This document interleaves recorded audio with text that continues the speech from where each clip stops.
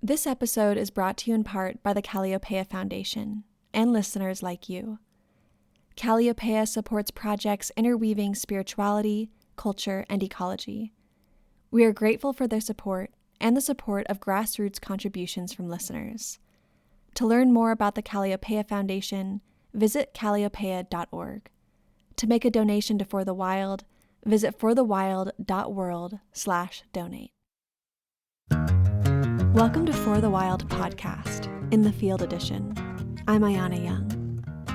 In the Field is a bioregional, place-based storytelling series inspired by my journeys through the temperate rainforests of Cascadia. See that jug in the water. See that jug in the water over yonder. I feed my people just like my father. Feed my people. In this week's episode, we turn north to Secwepemc territory, around Tehul, so-called Williams Lake in south-central British Columbia, Canada. Nestled within the Caribou Mountains and the Fraser River watershed, this area is known as one of the birthing waters for salmon. There's the colors and the textures and the... It's so beautiful here. It's like the natural village, right? Yeah.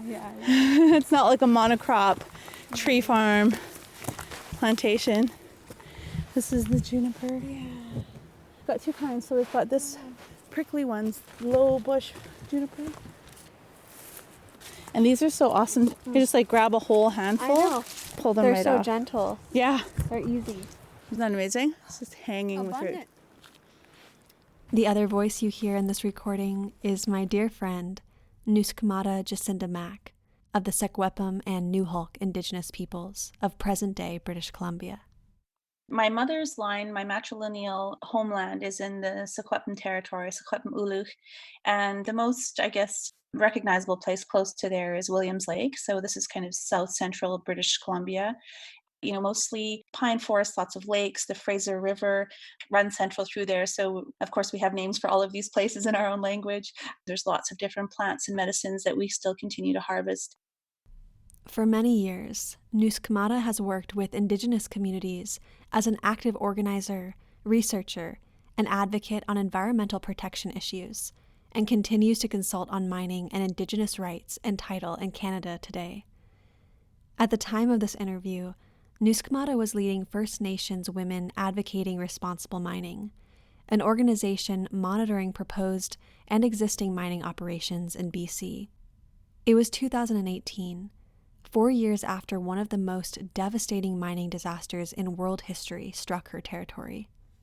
In 2014, of course, was the Mount Polley mine disaster, where 26 billion liters of mine waste was released into the environment, including into the headwaters of the salmon of the Fraser River watershed.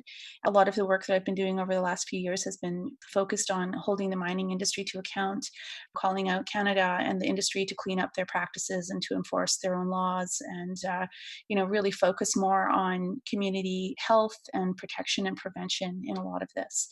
So the area where the disaster took place is a place that we call NUSKMATA, and that's the birthing water of the salmon. It's an interior rainforest in the mountains of the Caribou Mountains, and it's this really special sacred place. And it's really been a difficult task for us to know that this is going to be part of the landscape forever, and this is part of our children's inheritance. And it's this work for future generations that we do collectively that really brings us together. The 26 billion liter spill of the toxic waste of copper and gold mining sparked a surge of activism among NUSKMATA's community and environmentalists across BC, who have long fought for reforms and strengthened protections within the mining industry.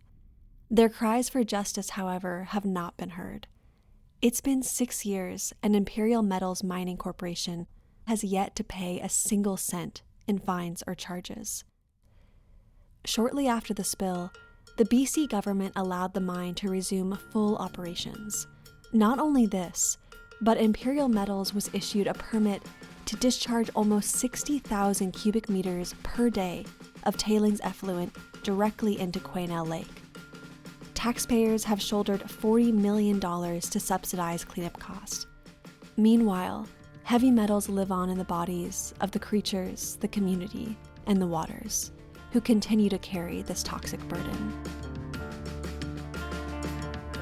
We begin here, the front lines of a sacrifice zone, to shed light on the mining industry's ruthless exploitation of communities and ecosystems, and the BC government's green light to do so.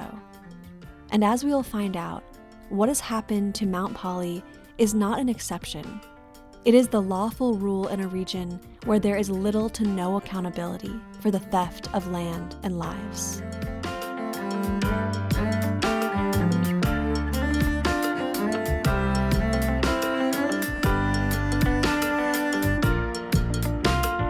Don't go drinking that dirty water. Poisonous flows put a chemical fire in your bones. Don't go drinking that dirty water. Political pose with a full glass oozing out. Don't go drinking that dirty water. Everyone knows how the broken promises roll. Don't go drinking that dirty water.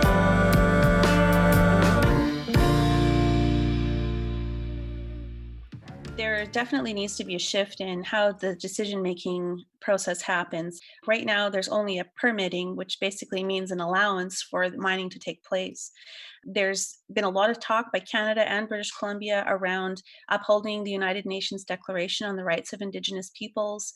And what we've seen is more just cherry-picking projects to make it look like they're upholding that, whereas, there are so many different battles that are happening across the country and in British Columbia to protect sacred places, to protect clean water. And this is for everybody. That's not just for Indigenous people. We all benefit from this work. And it's insane that we have to fight the government to protect clean water. It's insane that corporations call the shots around Indigenous rights and title by pressuring governments, all of the closed door meetings that happen that people don't even know about, how that impacts the future of everybody. There's a lot that can be done, and a lot of it comes down to local decision making. It comes down to upholding human rights. It comes down to upholding Indigenous rights and title, to make a radical shift away from the way things are, which is so outdated. Mining laws in British Columbia are largely from the 1850s and 60s, which is a completely different world of mining. There have been so many reports and studies and feedback, and all of this has given a direction on how this industry should be shaped, but it has to be put into action. To understand today's mining laws in BC, we need to turn back the clock to the mid-19th century gold rush. At this time, early colonial legislation created a free entry mining system for the thousands of prospectors traveling west. This allowed any person 16 years of age or over to obtain a free miner certificate, giving the holder the right to freely enter onto and stake a claim essentially anywhere, including private property and Indigenous territory. Once a claim was staked, the holder obtained exclusive right to conduct mineral exploration, begin development, and collect the profits. It's shocking that apart from minor regulatory and permitting changes, this system largely remains the same nearly 170 years later. Though instead of picks and pans, today's mining companies wield a toolbox of hydraulic shovels and excavators nearly as tall as a football field is long. Notably, to acquire a mineral claim back then, free miners had to visit the proposed site and erect a physical claim post. Today, it's even less onerous. A prospector can simply go online and secure access to the subsurface rights in most parts of the province with the click of a button and a credit card. This and BC's tax subsidies help explain why the province is home to more exploration mining companies than anywhere else on Earth. Peel back the layers of Canada's green veneer to find that 1,300 mining corporations, 75% of all mining companies in the world, are headquartered in Canada. People don't see it, and it's out of sight, out of mind, but they're getting bigger and bigger because the ore concentrations are getting smaller and smaller. So you have to have a bigger mine to make money. And this lasts for thousands of years. There's mines that are still polluting and creating waste, acid rock drainage from the Roman times. And that's 2,000 years ago. So it just never goes away. And when you think about how much that compounds in the ecosystem, then you kind of start to get an idea of the scale of one of these mines. And there are thousands of mines, and many of them are abandoned because of the poor laws surrounding protection. Everybody assumes that there are health and safety laws that are being enforced when they're not. So it just keeps going and going. And then when you add to that the complexities of the social and cultural and health impacts that aren't necessarily directly tied to these mines, you start to get an idea of the giant that this industry is. Mining it feels like this secret, untold story. It's the biggest story you never heard. It's the biggest story you never heard. It so is. And I can just say, like, I came up to this part of the world because I was mortified by old growth logging. Once I started walking down that logging road, the metaphorical logging road, and then I started to see logging is bupkis. Logging is pennies. Logging is to make accessible for the mines. Yeah, logging's just the brushing before the drills come in. It's just clearing a road. So you're like, well, let's make some money off of that so that we can get to the real money. And, you're talking about these nuclear facilities. Mine sites are the same. Like, people think that, once the mine's closed and reclaimed, that everything's okay. And it's like, no, these sites like Mount Polley mine, water isn't even being treated now, and it needs to be treated forever. Forever. Who's going to take care of that? Imperial Metal shares have dropped from over $11 a share to like 60 cents because of the disaster. If you have a disaster, your whole company is going to go under. It's such a predatory model. The impacts are forever. You need perpetual water treatment with nobody. Like, who's going to be responsible for that? The people who live there are the ones who are going to bear the cost, which is usually cancer, social breakdown. Folks who are trying to sell their properties after the disaster couldn't get any. Nobody wants to live in a contamination zone, right? So you have all of these other ripple effects that aren't gauged in an environmental assessment or a corporate model because they're just completely discounted. And the money, they don't even have to put money up beforehand. No. It's like, oh, we'll take care of it if something happens. Trust us. If you connected mining up with all of the other industries and how they're connected, the first way that they're all connected is it's all part of this extractive colonial system based on growth. You have mines that provide all of the raw materials to run these other industries for creating and building heavy equipment, right, to do other big extractive processes. Mining depends on other extractive industries to operate, like hydroelectric dams to run their big, super gigantic shovels, that are as big as a building, to put them into these gigantic 220-ton dump trucks. You think of a 5-ton truck and then think of a 220-ton truck. So everything's super scale. You've got these gigantic rubber tires. The rubber comes from, tropical rainforest. The amount of diesel that goes through in a day on one mine site. So you've got fracking and you've got pipelines. That's a connection with pipelines. You've got them in the headwaters. So then you're also adding to the threat and the sickness that fish farms are also putting in the water on salmon. And so all of these things are intertwined into this super extractive industrial crazy brain gold fever. Mining is at all costs and underwrites almost every other law in British Columbia, especially because it was the reason that British Columbia was colonized was because of the gold rush. British Columbia say that again. British Columbia was founded because of the gold rush. The gold rush brought in the people, it brought in the road building, it brought in the infrastructure, you have the miners, you have the saloons. There was so much organized crime that was brought in that became the basis for Canadian government in British Columbia. So this relationship, this colonial relationship with mining goes back to the very foundation of the colonization of our lands.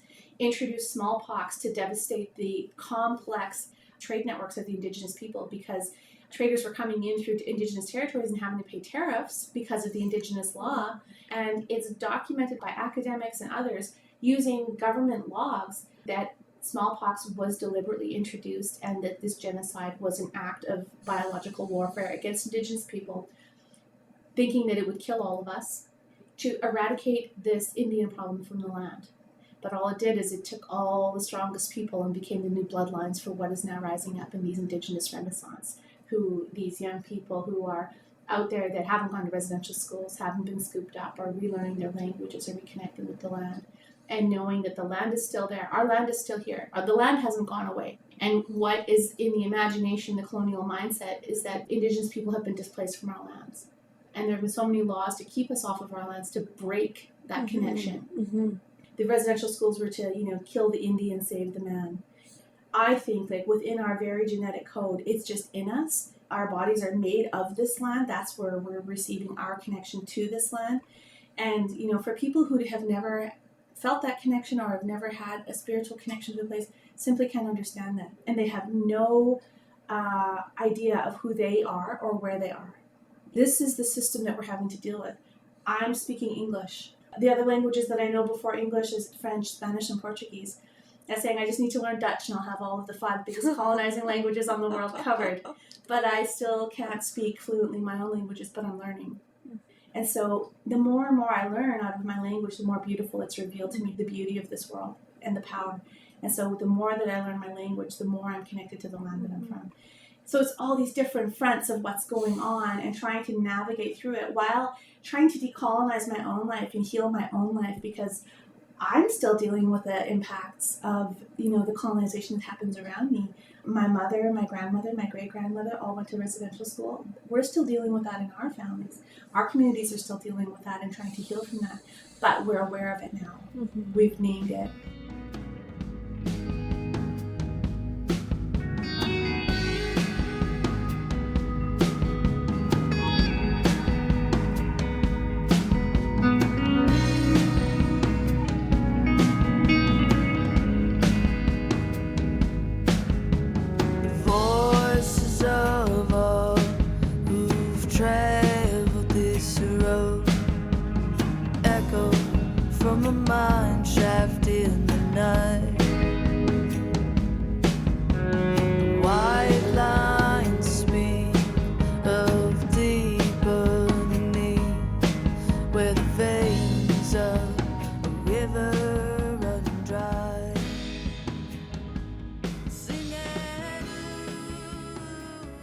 One aspect I've savored most from the journey of recording in the field has been to share traditional food with people from their homelands.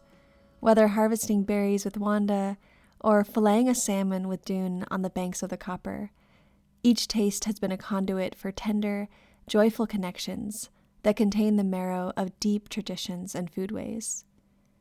These moments have also given me the opportunity to get into some, let's say, passionate kitchen table chats over a very large cup of coffee.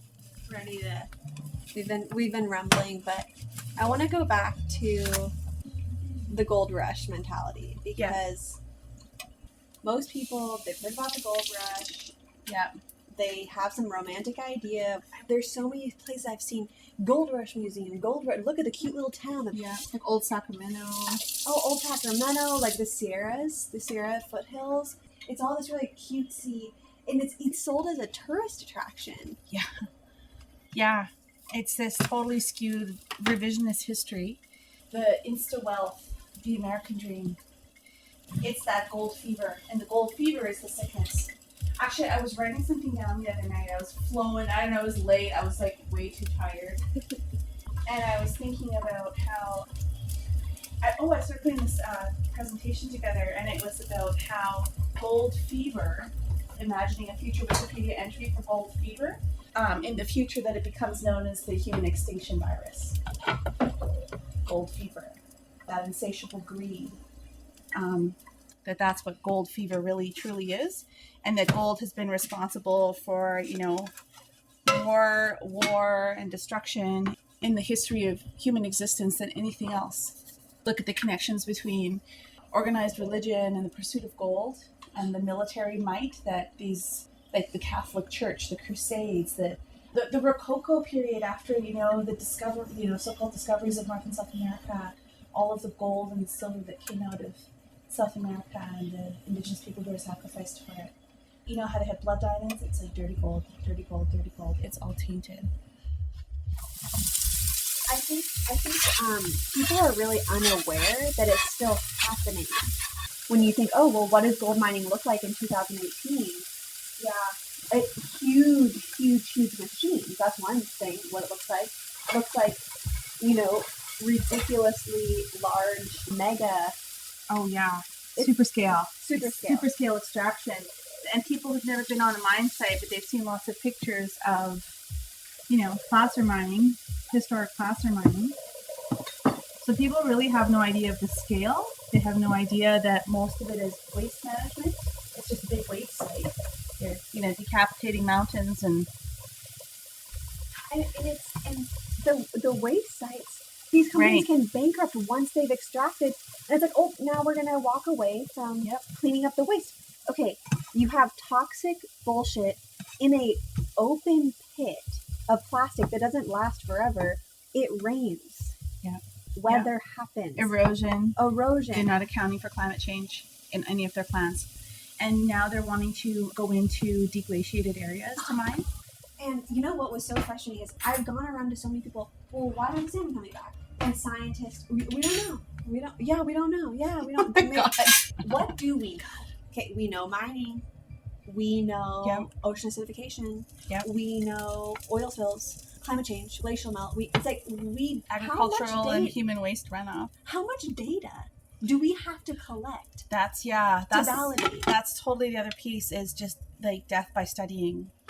Like, it's like, well, we'll get another study. It's like, you don't need another study. We don't need another study. Oh my God. That just drives me crazy, because I'm just like, you know what your answer is. We had all kinds of traditional use studies and, all of the interviews around salmon just to document. It wasn't that people didn't know that. It was just that it needed to be documented in this Western colonial whatever, right? And so people were like, we need data. We need scientifically proven whatever. And it's like, do you really? Or do you already know what the answer is, but you're just afraid to actually take a position on it? Yeah. Well, we missed getting baseline data a long time ago. Yeah. So it's okay, fine. Let's get baseline data. But we know already there are multiple reasons why the salmon aren't coming back. Yes. And we're going to wait until we can show a proven decline from this? Why are we not coming out with precautionary approach to make sure that we're doing no harm, first of all, and then figure out what the impacts are? It drives me bonkers. People don't want to be the bad guy. And they don't want to believe that what they're doing, or the industry, or whatever's putting food on their table, is harming anybody. Because I think people generally want the same things in life. They want to be safe and secure and be able to provide for their families. And when you put a whole lot of guilt on the table for destroying the watershed and our way of life, they become very, very defensive. And that's the fragility piece that comes in from having such privilege forever. You know how much that hurts my feelings? It's like, do you know how much death and you are sickness, murdering entire ecosystems? Like, the whole thing is in collapse, like you were saying, right? And it's just like, coming to terms with that reality is just too much, I think, for some people, and they just don't want to believe that they're part of the problem, because they can say, well, we really believe in this science. We believe in the leadership at this company would never do that. They're good people. It's not the people. It's not the individual workers. It's the whole systemic piece that is just completely messed up. I've thought back on this conversation many times, meditating on the thorny question of our individual responsibility and how we navigate and make choices within the lethal, anthropocentric logic of this system. At times, I imagine the beast of resource extraction as a swirling vortex, a spiraling, thrashing gyre so insurmountably large that it might swallow the earth whole. And yet, I still want to ask, what would free us to be and act within the truth of this urgent time, to be unmoving in our politic, even in the eye of the storm? A small piece of this, for me at least, has been to invite the hard-to-hear truths into my head and heart, so that they begin to move and make home in my being. These places are the last living libraries on Earth.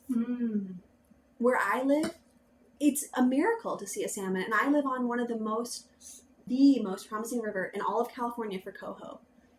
Where I live used to have salmon so thick you could walk across on their back. Huge salmon that are the size of men holding them up, okay? That wasn't that long ago. There's less than 4% of all old growth redwoods left. There hardly are any salmon. I mean, we know this, extinction crisis, we know this, but to see it and to see the insanity and to be with Dune in the Copper River Delta, he said he hardly caught any silvers. And the kings didn't come back. And to hear Ernestine talk about the abundance of Southeast Alaska, you know, because she's from Southeast, and to see how that abundance is literally being choked. What I saw, one of the things that I noticed when I went to Alaska was that I feel like where they are now, they're just starting to feel the pinch of the impacts, like from, you know, where they are, is where we were here 30 years ago. So I tell them, like, you have a buffer because you're so far north. But not that you're not yet, but it's still, you know, unless you make some radical changes or just halt things, put things on pause for now. And that 30 years isn't going to take you 30 years. That 30 years is going to take you probably 5 years. Oh, yeah. The way things are going with the extreme fluctuations in the weather and the glaciers, I give them 10 years. And also the drought. Like, people go, oh, California is the wildfire state with the drought. Okay. No. The fires through BC, there's drought in the northmost rainforest in Alaska. The creeks are drying up. The salmon can't get up the creeks because there is no water. This is not compartmentalized to one southern state. Wake up. Gonna come and go. Someday people understand my song.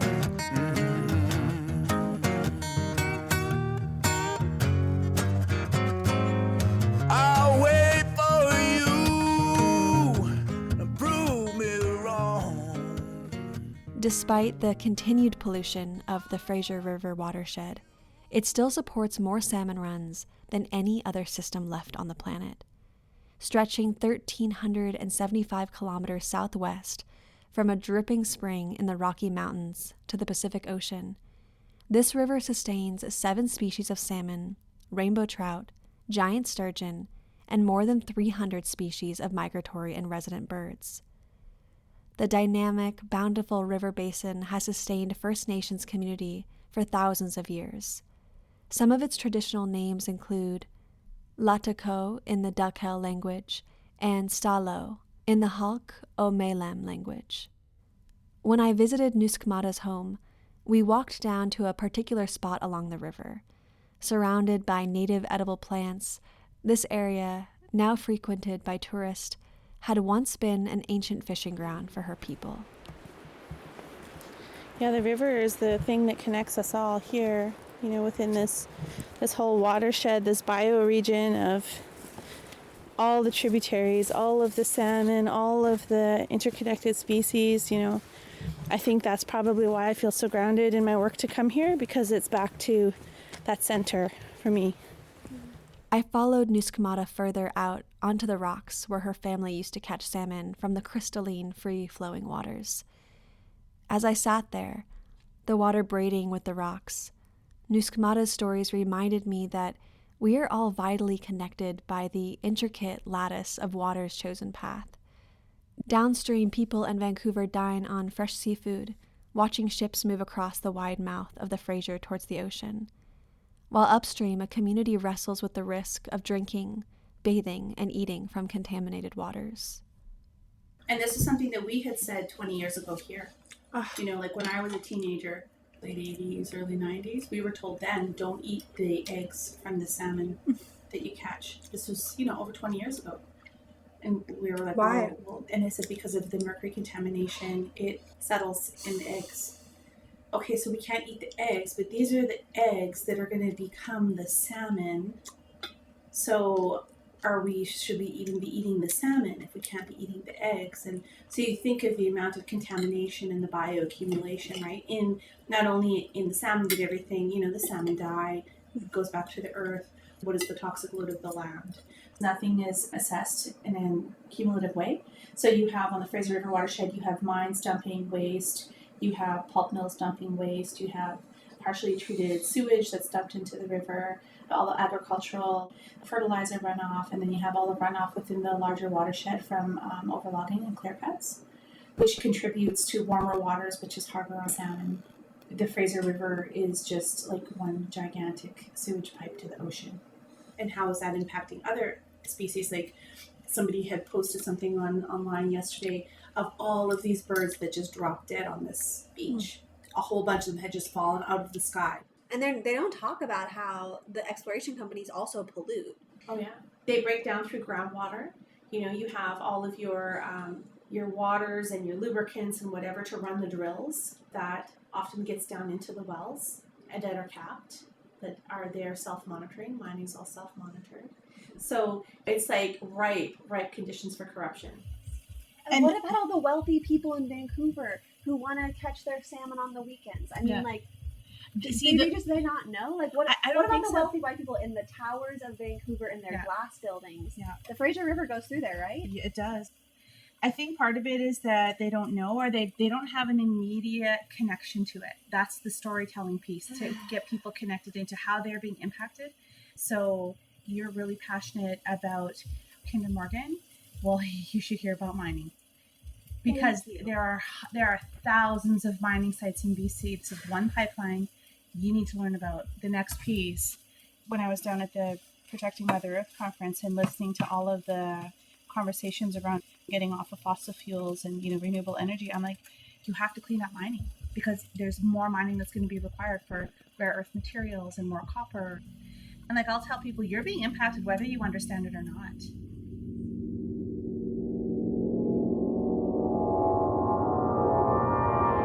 Can you show me a good trick? Show me some magic.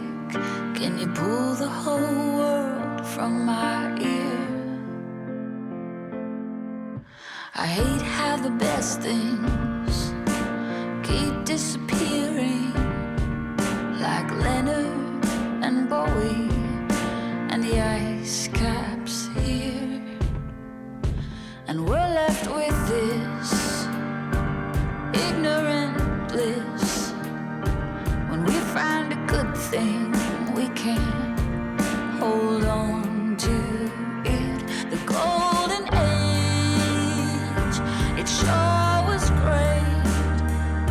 The sun was so pretty, we couldn't look away. Now I can't see my brother, my sister or mother, through the rose-colored glasses of my own news feed and the sermon I'm given in this new algorithm. It's falling on deaf ears, 'cause the choir already believes. Tell me, where are our heroes? Are they stuck at the wall? 'Cause we got some real villains to stop before they kill us all. The golden age, it's ours to say. I hear the bells ringing. Are you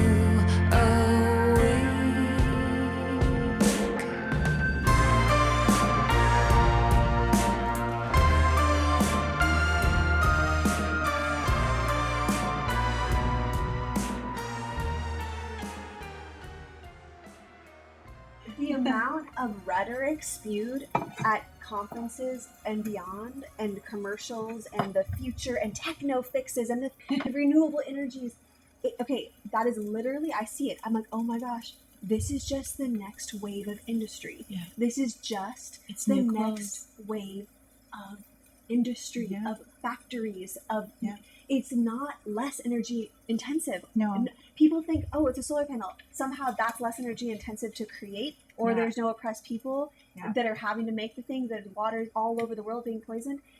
But and that's just a deeper level of like this false resilient community being sold to even good activist people. Like I've interviewed so many amazing activists that talk about energy freedom. Yeah, and they talk about just transition. But where's the mining talking about just transition? That's right. When I was down, when I gave my talk down in Nisqually, I had mentioned about that and saying, like, you're missing a piece of the conversation if you're not talking about mining. I mean, of course, forestry underpins it all because that's what clears the roads. But you've got your big hydroelectric dams, right? You got Site C, which a lot of people are saying is, you know, they're just going to sell off the water or use it for fracking, which would make sense where it is, because that's in the big fracking zone up there.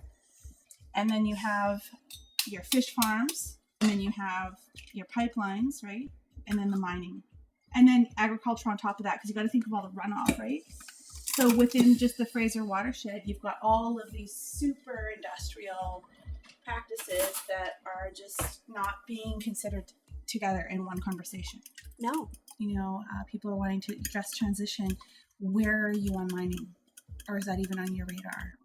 Because How if is it's it not, just? How is it a just transition if your land is being poisoned? Exactly. So that somebody else, somewhere else can have a just transition? All of those huge tires, you know, they're like $75,000 each.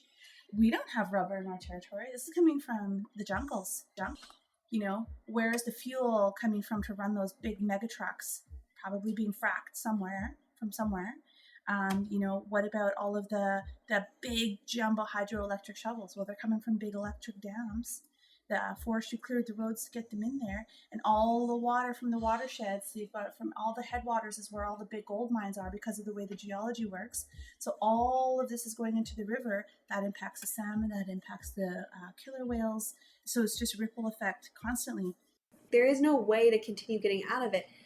I mean, unless you want to start eating like Petri dish food, which is the direction we're going. Going down to Southern California, where a lot of my family lives, there's $1 million houses right next to an oil rig. Wow. You know, people are breaking out with asthma and like have all these issues. Like, you have your $1 million fake looking Tuscan mansion with this offshore drilling and then an oil patch that was wetland. Why would you have asthma? Like, what is meant by a clean energy future if it necessitates a permanently polluting, predatory industry, and moreover requires that industry to expand many times over to meet consumer demands? We must be clear that this new industrial revolution, painted green, carries existential consequences for the millions of at-risk species of Earth, ourselves included. Replacing the world's 1.2 billion vehicles with those powered by batteries would in part require an 8,840% increase of current global lithium production. And by 2035, the current global demand for copper, an essential material in electric systems, is estimated to spike by 43%. It will be areas of rich natural resources, from the high-altitude lithium reserves in the Andes Mountains to the deep-sea mineral deposits in the waters of Papua New Guinea, that become tomorrow's sacrifice zones for a techno-utopian Green New Deal. My hope is that this conversation will challenge us all to broaden the scope of a just transition to include all communities of life on the front lines of metal and mineral mining, and all those downstream. What could our purpose and identity become outside of the imperialist framework of consumption and domestication? And this has been the conversation, this has been the battle with Indigenous people since contact. Is this completely different worldview around how to live in this world well. In potlatching culture on the Northwest Coast, you would only ever acquire wealth or more than what you needed to redistribute it to the community. You would never acquire personal wealth for your own personal gain. That would be breaking the law. And like actual physical wealth, it was metaphorically held in the potlatches of how many times you fed the people. That's where your status came from, was how much you provided for your wider community. So that's written in our laws and within our language. So we've got these completely different worldviews, this completely different spiritual connection where there is no, like, it's no really spiritual hard. Connection in the dominant. Yeah. I was thinking about this the other day and I was like, I've got to write this stuff down. When I was pregnant with my son, I didn't do this consciously, but I was eating as much traditional food as I could. And so his body is made up of salmon and deer meat and, you know, medicines and berries and everything that is here while I was pregnant. I was drinking soapberry juice every day. And so our bodies are physically made up of this land, and it's the same genetic code as it always has been. So that our physical, vibrational, spiritual, however you want to describe it, connection to this very land, this land actually built our bones and our blood and our flesh. It always shocked me when I was younger that people could just grow up somewhere and then just move away forever and never come back. it's just not in my worldview to do that. It's like, this is home forever, and it always will be for my bloodline. We're not going to leave. We're not going to go anywhere. And that's what the Indian problem is. The Indian problem, they actually call it the Indian problem in Canada, is that we survived. We're still here, and that we still are maintaining this connection with the earth. And, I was thinking about it last night of how to describe it. And I was thinking of a play, maybe something that kids could do. If you had this Indigenous woman that represents the earth mother, the mother, and her basket is filled with everything that you would ever need, with your food and the clean water and all of the ceremonies that keep you connected to the land. We still have a lot of that. A lot of it has been lost, but a lot of it still remains. There's ways of regaining that knowledge through ceremony and through, just being on the land itself and learning the language. It's all in there. So you talk about these living libraries, and within Indigenous cultures, the language and the ceremonies and the knowledge of the land and the food that we eat gives us information and access to these libraries as well. So when we can't go out on the land because there's mining and there's no trespassing and no hunting signs everywhere, roads are gated, and it becomes harder and harder to maintain that taste for the land. I have a niece that came out from Ontario, born and raised in Ontario her whole life. She's Nuxalk, came to Bella Coola for the first time. She doesn't like anything. There's like 5 things on earth that she likes to eat. She doesn't like anything. She's super, super fussy. She tried deer meat for the first time, and her eyes lit up like a Christmas tree. She couldn't get enough of it. And I was like, that's your body recognizing what you are made up of. It was just instant recognition. They want to learn how to hunt. They really want to learn how to hunt. So it's like, okay, well, you need to be here in the fall, right? So, or harvesting certain things, it's like, we can't do that till fall time. It's that connection with the land, because it's like, we know that we're still in the place, our birthplace. We still have this connection in that, because we have this close relationship with the land, even though it's harder and harder to maintain, we know that at a very deep level. We, as Indigenous people, descend from the strongest of the strong of our ancestors. Yeah. So that blood is running through us, and it's not even a choice. Their job was to survive. Just make it through, just survive, get through this, survive through the smallpox, the genocide that happened. So I think what happened is you just concentrated all the warrior survivor blood. You think of after the plagues went through, what the state of society was at that time, right? The sickness, the trauma. So that's what our communities have gone through, and then the residential schools, the boarding schools in the United States, the 60 scoop in Canada, forced sterilization, medical experimentation, all of these things. It's just like, thing after thing. And now the big thing in Canada is, the amount of children that are in care. There are more children that have been taken into foster care than were ever in residential schools. Do you think the foster schools are just like, 2.0 residential foster schools? Care, because it's still this patriarchal system where the underlying belief is that Indigenous people aren't truly human, aren't truly civilized, don't know how to be parents, are totally messed up because we're just degenerate. Criminals. This is totally systemic. It's really exciting when I see young people who are really stoked to learn their language, and they're speaking out against colonization, and they're doing these amazing creative things to say, you know what, I don't buy that bullshit story anymore. And it stops with me. This trauma, this cycle, this, sickness stops with me because I'm doing everything I can to learn. And so you see this people organizing. That's really exciting, because that's what needs to happen, right? And to get these young people fired up, where they're raised, where it's just not even acceptable. They wouldn't even entertain the idea. Like I asked my son when he was going to school here in Williams Lake, because I went to high school in Williams Lake, and it was very, very racist when I went. And I asked him how the racism was, and he was just like, I don't know. If there was something directly at me, he was like, I wasn't really aware of it. I'm like, well, you'd be aware of it. My son is the first generation whose parents didn't go to residential school. I'm the first generation that didn't go. He's the first generation whose parents didn't go. The work that Indigenous grandmothers are doing are coming from this intense place of love. That's why it's powerful. That's why they're powerful. It's a love story. And when I was in Alaska, I was saying, like every love story, there's heartache. It's this underlying love. People are like, don't you ever want to quit? I'm like, yeah, like every day. Like every single day I want to quit. And I heard this one speaker, and she was saying that people would ask her that. She goes, I do, but I quit every single day. At 5:00 I quit. and then I'm with my family and I'm doing the things that feed me, and then I start again the next day, knowing that I can quit at 5 o'clock every day. Otherwise, I would burn out and go crazy. You're having to fight on so many different levels. You're having to experientially live it. You can't get away from it.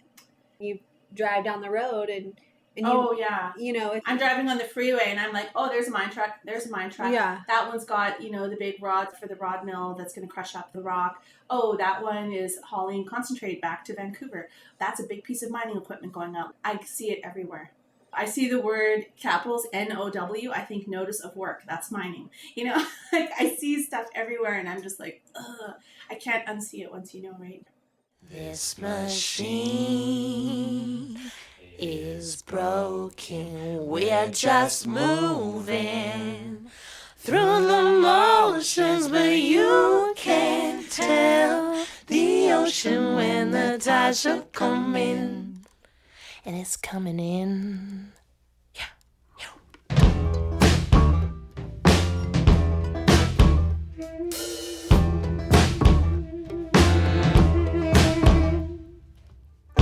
How long can us people keep kicking the wall? What is it made of? What is it standing for? For what will it give us? Where will it fall? There's so many different parts of the work that needs to be done. You might not be out there at the front of that march getting arrested, but you're going door to door in the community getting signatures for a petition, and you're like looking after the kids while there's a meeting going on, or you're slogging through government meetings or doing public events. Like there are lots of different strategies. They're all threads of the same fabric. Within Indigenous communities too, you have people who think that, oh, if you go to a government meeting, then you're a sellout. They're being played in this divide and conquer. And they're like, oh, well, you're so colonized. And it's like, well, then maybe we need to address that. What solutions are you bringing? And getting over this whole internalized colonization, internalized divisions within the communities. That's a really key piece. And, we're talking about free, prior, informed consent, moving into this age of consent now, away from consultation. What are we doing in our Indigenous nations to ensure true decision-making within the nations? And I was asked the other day by CBC radio, well, isn't that going to put a halt to every single industrial project out there? And I just said, that's really oversimplifying it. That's fear-mongering. And there's a lot of work that has never been done. And so now it's time to get down to work. And now Indigenous people have fought their way, court after court battle, all of these things, getting our own agencies to take care of our own children, to take care of our own health services, all of this stuff. That is all trench work, We're in this position that we're in because it was bought and paid for with the blood, sweat, and tears of every generation after that's had to deal with the trauma and the ongoing colonization with this gold rush that never ended. It just changed clothes, it just changed appearances. It's got a new storefront, They just keep such a low profile, and they try to. Yes. Very low profile. You won't see Imperial Metals Mount Polley Mine with any social media platform. You won't see them doing anything other than working directly with government and directly within the industry itself. Yeah. They don't reply to anything. They don't need to engage with the public because they get all of their permissions and authorizations and permits from the government. Fossil fuel companies, they have social media. They're hooking up with Coca-Cola. Oh, yeah. They're out. They're sponsoring events. BP, for instance, like I saw a commercial on YouTube for BP, and they had all these famous musicians, and they're like BP, and they're like singing, and they're like BP, the way to the future, whatever. Go to Disneyland, right? An old gold mine, right. New gold mine. Yeah. Mom is the word. When after the Mount Polley disaster happened, the government of British Columbia wanted the First Nations to sign non-disclosure agreement. Oh gosh. The government on behalf of the mining company. And so, like you have right now in British Columbia, people going, what? Consent? Do you know how much time that's going to take? Reconciliation? Do you know how much that's cutting into our bottom line? And so everything has to operate at the speed of money. They want to do it in like a year, 2 years or less for these major projects that couldn't totally wipe out entire populations of human and non-human alike. talk about no concept of deep time. And in British Columbia, one of the big things is this whole system called professional reliance. So rather than having ministries that are responsible for, maintaining the integrity and making decisions around environmental protection, like the Ministry of Environment, has turned over all monitoring of the water coming off the mine site, all monitoring of the impacts over to the mine. And then they're like, oh, well, yeah, we checked in with them and it looks legit, so we're going to go with that. These 2,000 plus abandoned mines, many are at the headwaters of rivers. What will it take for the BC government, the US government, what is it going to take to first get these companies or somebody's got to be cleaning this up? Yeah. What are we going to do about that? Some of the things that are happening right now in the different channels of partners that I work with is there's the Indigenous Guardians initiatives that are happening in different communities around doing all of that monitoring, being part of the compliance, being part of the land use planning, having areas that are designated as Indigenous protected areas where they're just no-go zones, right? And so that's where I think it's really important for people to be engaged locally. And what I've seen from after the Mount Polley disaster was that local people became so discouraged and angered and silenced or just completely ridiculed or harassed. Everything that was happening on the land, in the community, in the public, online, it just completely traumatized people, and people withdrew to protect themselves. The aftermath of the Mount Polley mine disaster reminds us of the toxic social and environmental legacy left behind on the mining industry's destructive path. An expert panel predicted that there will be 2 such tailing pond failures every 10 years in BC, like ticking time bombs, threatening the heart of living, breathing ecosystems. NUSKMATA warns that constant vigilance and community oversight is required over not only active, abandoned, and decommissioned sites, but also new sites in the exploration phase on the frontier of mining expansion. While traveling in so-called Haines, Alaska, I witnessed the turning gears of this predatory model as Constantine Metal Resources, a Canadian mining company, invaded the pristine headwaters of the Chilkat River to quantify the copper, zinc, gold, and silver content of a mountain. This new mine site, in the unceded territory of the Chilkat Tlingit, could begin operations shortly, despite a majority opposition from Native and non-Native Alaskans. And the road into Haines, for the last 2 years, totally been reconstructed. I mean, they are chopping down the mountains, and they're like, oh, for the tourist. Really, not for the gigantic haul trucks, not for the gigantic shipping, out the ore. It's the bald eagle sanctuary. Most bald eagles anywhere. Most grizzly bears in the continent, in the Kluane, right there. I mean, this area is just unreal. And they're just chopping the mountains. The grinding for the road. Big excavator, boom, dunking these excavators in the effing river, creating new road on the river. The Department of Fish and Wildlife, who's supposed to be protecting the salmon, allowed for this road construction during the peak months of salmon spawning to make the road for tourists. I'm like, this is bullshit. And they have so many machines. Massive project, millions of dollars, obviously. I'm just like, oh my gosh. Once the road is in. It's classic project splitting. This is what they do in mines, where they'll just incrementally get bigger and bigger and bigger beyond the original footprint of what they ever proposed to get the approval. About a 10-year life, 15-year life, it's going to provide this many jobs or whatever, right? And then incrementally it gets bigger and bigger to the point that it's well beyond the capacity or the design, like Mount Polley, and it bursts. Yeah, it's maddening. It's maddening. I've seen the road. I know what you're talking about up in Haines. Yeah, I've driven it. If a mine's going to come into your town, maybe you want to look at all other communities that have had this and try to see what's happened to them to see if it's a good idea for your community. There's no way that your community will not go down the same path. Yeah, your community will not be the exception.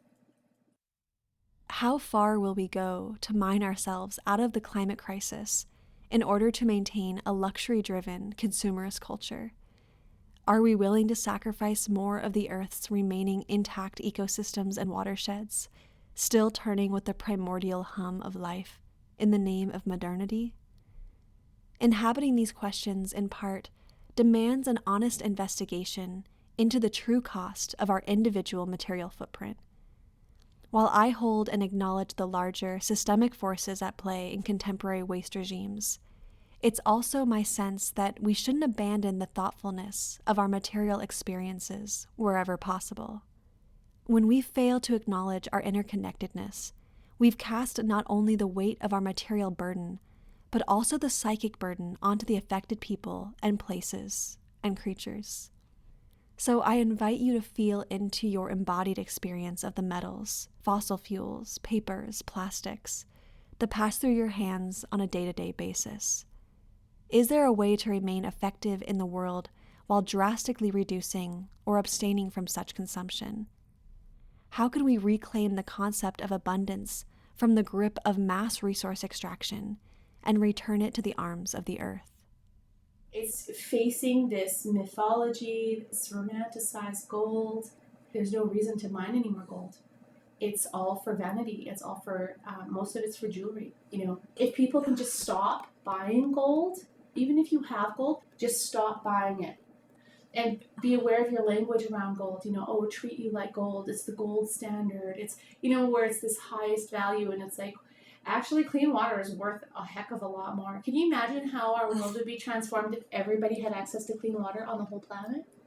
If everybody had clean water, how that would change the world.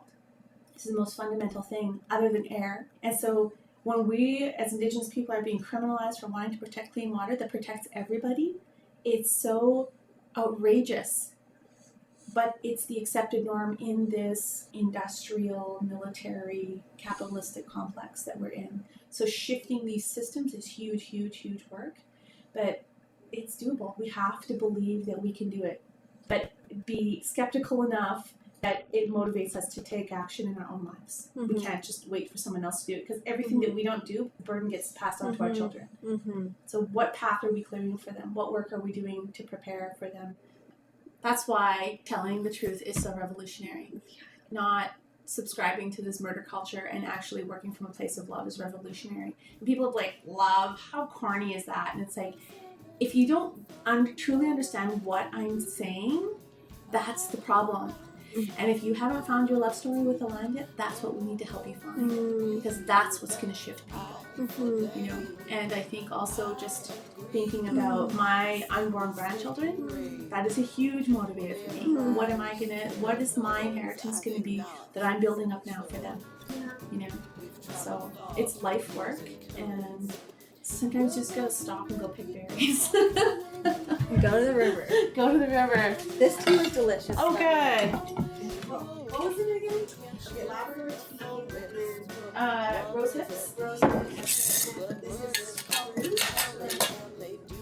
I think it's balsam. I know the name in Secwepemc. It's melange, which means the medicine bark, the medicine tree.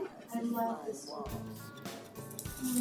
I wish I would have harvested a little bit more. When was the last time you walked in a forest? When was the last time you climbed a tree? It's still there, getting smaller every day. And if it could speak, I'm sure you'd hear it say, quit cutting me down, killing my critters, poison my lakes and damming my rivers.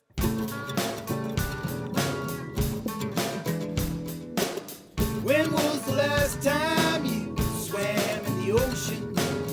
When was the last time you sailed the sea? It's still there, getting dirtier every day. And if it could speak, I'm sure you'd hear it say, quit filling me with plastic, killing my critters, drilling for oil, I won't live forever. Nah, no one lives forever, no. Yo, Sauce left the other day, not minding his business. John was Gamish, pushing his limits, munching on street overhead through the eagle. Another sunny day, not surrounded by people, talking about the land. So what I'm Hulu, running through the hills, dancing on Hulus, catching swell, fishing trout early spring, harvesting the goodies, doing our thing, watching out for that smooth, covering our tracks, picking what could catch them, sharing us a laugh by the river. We forced them all to go, what's that rule the land like a 4-leaf clover. We all want to be healthy, we want to be happy, we want, clean water and food, and to have an enjoyable life and to have that available for future generations. And I think that if we can base our work around those values and those principles and be open to learning, to be open to new systems, to be open to sharing power, that's what's going to change the world. This love story, it's what we do every day. It's the decisions that we make. It's our intention and our awareness and our commitment to action. And I think that it's really important for people to get out there and to have those experiences on the land, to put that time and commitment into learning where they're from, to upholding and protecting these beautiful wild places, or to restoring places that have been impacted. We can't abandon these places that have been, polluted or who have been harmed, just like we wouldn't abandon a family member who needs our support and who needs our attention. And so if we can have those values guide our work, and to be creative and to try things and to really be bold, we don't have time to be careful and cautious. We have to be really bold in our actions. And I think people know deep down what they need to do, and finding that bravery and that inspiration. All you have to do is spend a bit of time out there in the wild, on the land, or even if you're in the city, to really see that the planet needs us, our children need us. So it's really an honor to be able to do this work, and to come at it from that perspective, I think shifts things a lot and takes back that power. And that's an incredible thing. I'd like to take a moment to extend my deepest gratitude to NUSKMATA Jacinda Mack for generously opening her home to me and offering her time, open spirit, and honest reflections for the making of this episode. It has been such an honor to learn from this wise woman, artist, musician, mother, and meet along the path as we weave ancient and new worlds into being. Since this interview, NUSKMATA has left First Nations women advocating responsible mining and joined the team at Maddie Lee in northern BC, an Indigenous-led team that has regained control and occupation of their traditional lands in Gitxsan territory on the Skeena River. To learn more about their work in Indigenous systems change, ancestral governance, and cultural revitalization programs, please visit maddielee.com. That's MADIILII.com. We also request that you consider supporting local and Indigenous communities on the front lines of metal and mineral mining, those working to radically transform the mining industry to preserve the wildlands and watersheds of sacred lands everywhere. As a starting point, check out First Nations Women Advocating Responsible Mining, Fair Mining Collaborative, Salmon Beyond Borders, BC Mining Law Reform, and Mining Injustice Solidarity Network. Lastly, wherever this podcast reaches you, we encourage you to get more involved in local mining, resource extraction, and land defense issues. Here are a few pressing projects we've been following that we hope you'll take the time to learn more about.